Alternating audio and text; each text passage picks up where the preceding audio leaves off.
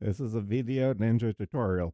So what we're going to do is start off in VTube Studio, go to background, scroll down to color picker, select, crank the green up to max, make sure transparent and capture is turned on.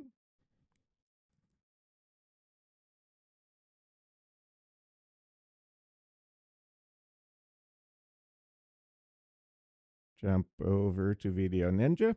So it's URL VDO.ninja. We're going to add camera to OBS. Video source is going to be VTube Studio Cam. Balance is good enough. Audio nonsense is irrelevant because we're going to be using Discord for audio, and the other options largely irrelevant. So when you generate for the first time, like click start, and it'll generate a URL for this particular feed. What you're going to want to do is bookmark it for future reference. That way you don't have to auto generate every time, and that way so your collab partners don't have to update the URL that they use for OBS every time. So just bookmark it and just keep the same one that's generated.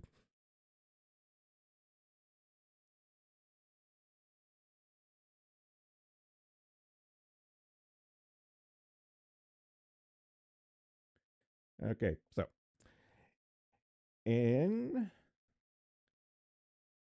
OBS, what we're going to do is add source, add a browser source. It's going to be video.ninja.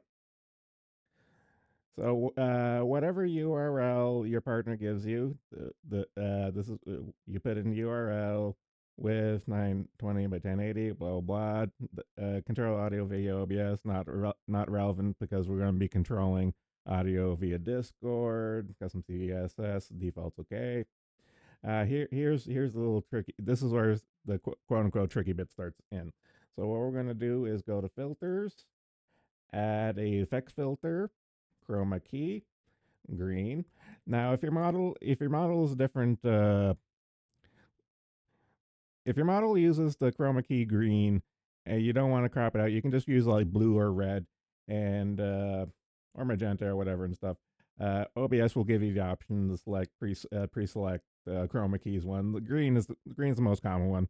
But if it interferes with your model and stuff, just pick a different color. It's fine. And defaults are good enough. And when it's engaged, if you look really closely or zoom in, you will have the chroma key outline.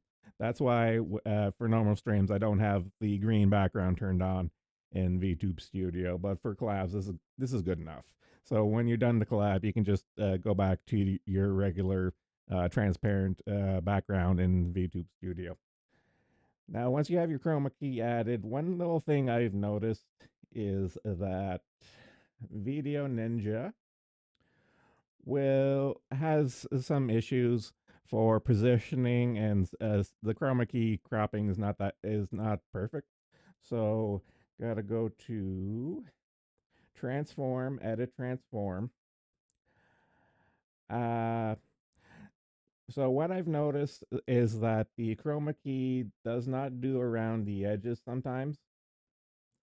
So in that instance, what you do is just crop, bottom, left, and right as needed to just get rid of the fuzzy green that will remain after the chroma key filter in OBS. And you just crop around the box until there's no more no more green left over. And another thing I've noticed that's a little wonky. Sometimes it'll the video feed will be inverse horizontal. So all you have to do is just let's see, transform.